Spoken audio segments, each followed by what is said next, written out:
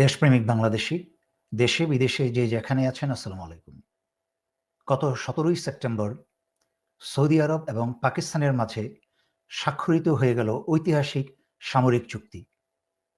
অথচ পাকিস্তানের সাথে বাংলাদেশের একটা ঐতিহাসিক সম্পর্ক থাকার পরেও এবং এত প্রচেষ্টার পরেও কেন বাংলাদেশ পাকিস্তানের সাথে সামরিক চুক্তি করতে ব্যর্থ হচ্ছে?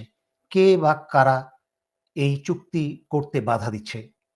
গত ৯ই সেপ্টেম্বর ইসরায়েল কাতারে আক্রমণ করে বসে এবং সাথেই ইরান কাতারকে এবং সৌদি আরবকে পরামর্শ দেয় একটি জোট তৈরি করতে। তার মাত্র ৮ দিন পরেই ১৭ই সেপ্টেম্বর সৌদি আরব এবং পাকিস্তান একটা সামরিক চুক্তি করে। পারমাণবিক সহায়তাও এই চুক্তির অংশ। যদি সৌদি আরব অথবা পাকিস্তানকে কেউ আক্রমণ করে বসে, তবে দুটি দেশেই সেই আক্রমণকে নিজের দেশের উপরে আক্রমণ হিসাবে দেখবে এবং সেই রকম ব্যবস্থা গ্রহণ করবে। সৌদি আরব এবং পাকিস্তানের সম্পর্ক অনেক পুরনো। ১৯৪৭ সালে ভারত পাকিস্তান ভাগ হওয়ার পর থেকেই সৌদি আরব পাকিস্তানকে সহায়তা করে। বিশেষ করে ১৯৬৫ সালের যুদ্ধে তদানীন্তন পাকিস্তানের গ্রুপ ক্যাপ্টেন সাইফুল আজম উনি ভারতের একটি যুদ্ধবিমানকে ধ্বংস করে। তাছাড়াও ১৯৭৩ সালে আরব ইসরায়েল যুদ্ধেও উনি ইসরায়েলের ৪টি যুদ্ধবিমান ধ্বংস করেন। এছাড়াও ১৯৭৯ সালে যখন পবিত্র মক্কা ঘেরাও করে কিছু বিচ্ছিন্নতাবাদী বা উগ্রপন্থী তখন পাকিস্তান সেনা পাঠিয়ে সহায়তা করে। তাছাড়াও পাকিস্তান সৌদি আরবকে ইয়েমেনের যুদ্ধেও সহায়তা করে। ইমরান খানের সময় পাকিস্তানের অর্থনৈতিক মন্দায় সৌদি আরব $৬ বিলিয়ন ঋণ সহায়তা দান করে। তাদের মাঝখানে সম্পর্কের অবনতিও হয় মাঝে মাঝে, কিন্তু বৃহত্তর স্বার্থে সৌদি আরব এবং পাকিস্তান সর্বদাই একসাথে ছিল। কিন্তু কাতারে আক্রমণের পরে সৌদি আরব এবং আরব দেশগুলো বুঝতে পারছে যে যুক্তরাষ্ট্রকে আর বিশ্বাস করা যায় না। তাই তারা পারমাণবিক শক্তিধর পাকিস্তানের সাথে সামরিক চুক্তি করেছে এবং এই চুক্তির অধীনে আরও ধীরে ধীরে অন্যান্য দেশও আসবে এবং এই মধ্যপ্রাচ্যের এই যে সামরিক জোট পাকিস্তানের সাথে, এর সাথে আরও অনেক দেশ অংশগ্রহণ করবে ভবিষ্যতে এবং এটা আরও শক্তিশালী হবে। কিন্তু বাংলাদেশ কোন ষড়যন্ত্রের মুখে পড়ে, কার চাপে এরকম সুন্দর একটি সুযোগ হাতছাড়া করছে? হাসিনা পালানোর পর থেকেই পাকিস্তান ২ হাত বাড়িয়ে বাংলাদেশকে বুকে টানার চেষ্টা করছে এবং বিভিন্ন ধরনের সামরিক এবং বাণিজ্যিক চুক্তি করার চেষ্টা করছে। কিন্তু আমরা দেখতে পাচ্ছি দেশের ভেতরের যে ভারতীয় দালালরা, তারা ভারতের উস্কানিতে এবং ভারতের বুদ্ধিতে এই প্রচেষ্টায় বাধা দিয়ে যাচ্ছে ক্রমাগত। কিন্তু আমরা তা মেনে নিতে পারি না। এ বছরের শুরুতেই সেনাবাহিনীর লেফটেন্যান্ট জেনারেল কামরুল পাকিস্তান থেকে ঘুরে এলো। তখন আমরা অনেক আশাবাদী হয়েছিলাম যে পাকিস্তানের সাথে দ্রুত একটা সামরিক চুক্তি হবে। ২৩শে আগস্ট বাংলাদেশে ঘুরে গেলেন পাকিস্তানের উপপ্রধানমন্ত্রী এবং পররাষ্ট্রমন্ত্রী মোহাম্মদ ইসাক দার। এর আগে ঘুরে গেছেন পাকিস্তানের বাণিজ্য মন্ত্রী জাম কামাল খান। কিন্তু আমরা যত আশাবাদী হয়ে উঠেছিলাম যে পাকিস্তানের সাথে খুব দ্রুত একটা সামরিক চুক্তি হতে যাচ্ছে, কিন্তু আমরা দেখলাম হতাশ হয়ে তা আস্তে আস্তে শীতল হয়ে গেল। কিন্তু ডক্টর ইউনূসের কি হলো? যেই আশা এবং আকাঙ্ক্ষা নিয়ে এতগুলি প্রাণের বিনিময়ে ডক্টর ইউনূসকে এখানে বসানো হয়েছিল, উনি জাতির সাথে বেইমানি করছেন।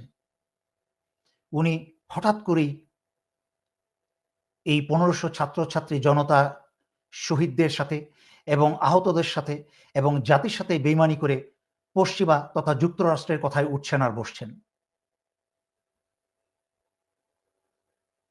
পৃথিবীর অন্যান্য দেশ যখন যুক্তরাষ্ট্রে যাচ্ছে ট্রাম্পে পা ধরতে, বাণিজ্য কর কমাতে, সেখানে এটাকে বিশ্বাস করা যায় যে যুক্তরাষ্ট্রের প্রতিনিধি বা দল বাংলাদেশে আসছে সেই বাংলাদেশের উপর আরোপিত কর কমানোর জন্য?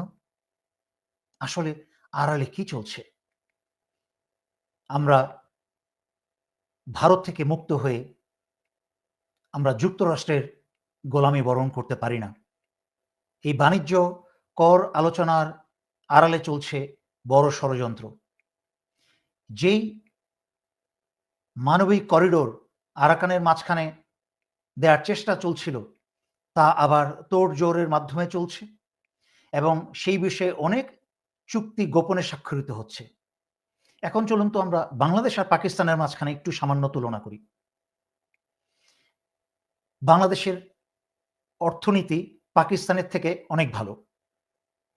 কিন্তু বাংলাদেশের সামরিক শক্তি পাকিস্তানের তুলনায় অনেক দুর্বল। বিশেষ করে পাকিস্তানের তাদের সামরিক যেই কারখানা কলকারখানা আছে তা অনেক, কিন্তু বাংলাদেশের সেই তুলনায় সামরিক কলকারখানা অত্যন্ত সীমিত। এবং সবচেয়ে বড় যেটা আপনারা জানেন সেটা হচ্ছে পাকিস্তানের পারমাণবিক শক্তি। পাকিস্তান একটি পারমাণবিক শক্তি, কিন্তু বাংলাদেশ তা নয়। আচ্ছা, আমরা তাহলে একটু দেখি যে পাকিস্তান এবং বাংলাদেশ সামরিক এবং বাণিজ্যিক যে জোট বা এই চুক্তির মাধ্যমে আমরা কিভাবে লাভবান হতে পারি। প্রথম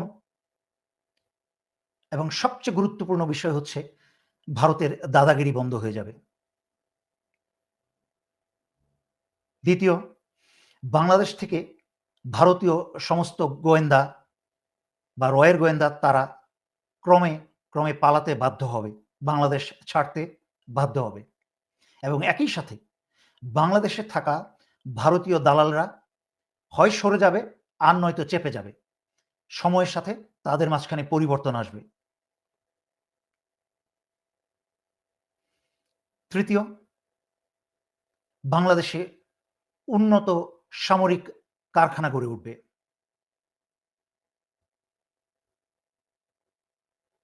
চতুর্থ, বাংলাদেশের আমদানি এবং রপ্তানিতে, বিশেষ করে আমদানিতে ভারতের উপর নির্ভরশীলতা কমবে। এবং অত্যন্ত একটা গুরুত্বপূর্ণ বিষয় হচ্ছে যে পাকিস্তানের গভীর সমুদ্রের যে গোয়াদার সমুদ্র বন্দর, তার সাথে বাংলাদেশের চিটাগাং বা মংলা বন্দরের সরাসরি উন্নত যোগাযোগ হবে। একই সাথে যে চীন পাকিস্তান যে ইকোনমিক করিডোর আছে তার সাথে বাংলাদেশ যুক্ত হবে। এইটার গুরুত্বটা আমি আপনাদেরকে পরবর্তী স্লাইডে বুঝাবো যে এটা কতটুকু গুরুত্বপূর্ণ। আপনারা খেয়াল করে দেখেন যে এই ম্যাপের সর্ববামে যে গোয়াডার পোর্ট পাকিস্তানের, তার সাথে চীনের একটা প্রায় $65 বিলিয়ন খরচ করে চীন পাকিস্তানের একটা রাস্তা তৈরি হচ্ছে।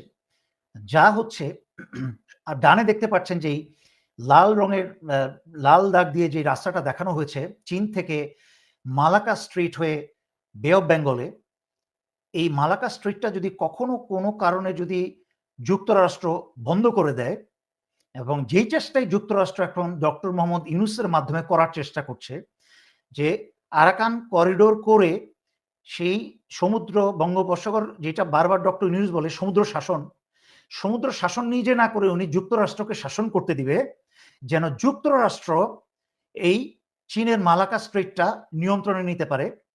তাতে কি হবে, চীনের যেই 80% সমুদ্র মাধ্যমে যত রপ্তানি হয় তা বন্ধ হয়ে যাবে। তার মানে কি, বাংলাদেশ চীনের একটা প্রকাশ্য শত্রুতে পরিণত হবে এবং বাংলাদেশ শেষ। বাংলাদেশের বন্ধু আর কেউ থাকবে না। সেই জন্য আগেভাগেই চীন এবং পাকিস্তান সেই চীন পাকিস্তান ইকোনমিক করিডোর তারা $65 বিলিয়ন সেটা তৈরি করছে, যেন মালাক্কা স্ট্রেইট বন্ধ হয়ে গেলেও তারা এই আরব সাগর দিয়ে তারা এর বিকল্প রাস্তা তৈরি করতে পারে।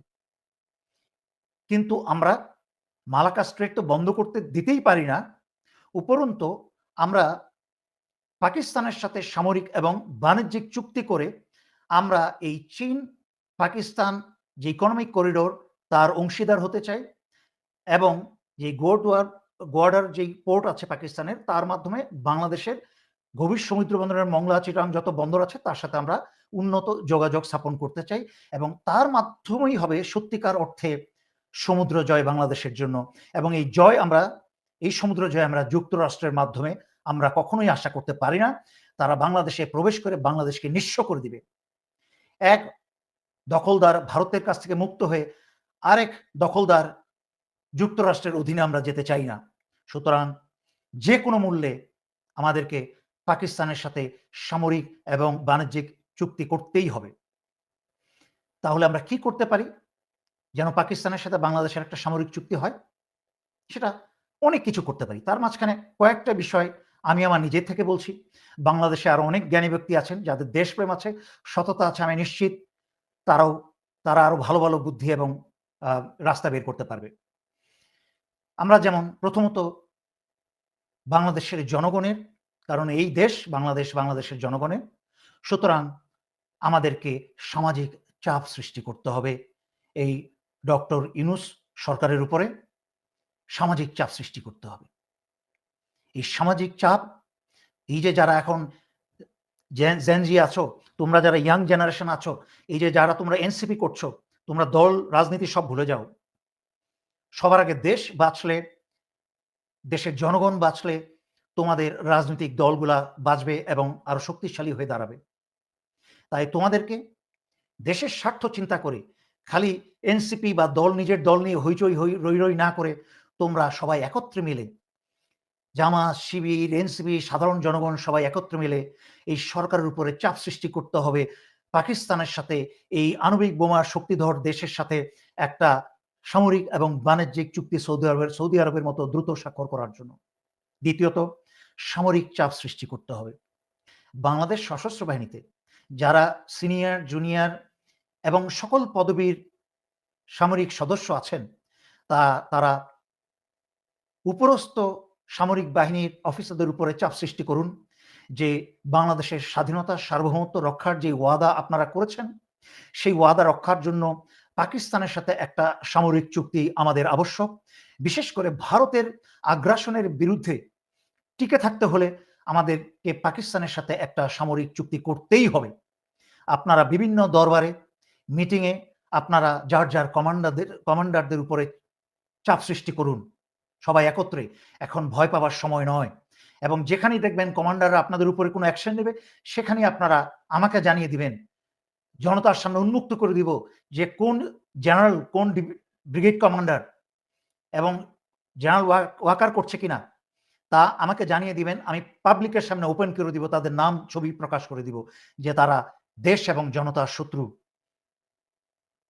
তারপর কি, একটা অত্যন্ত গুরুত্বপূর্ণ বিষয় হচ্ছে গণসচেতনতা।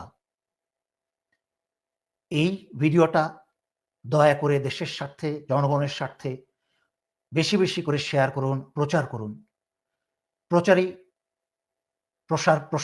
প্রচার।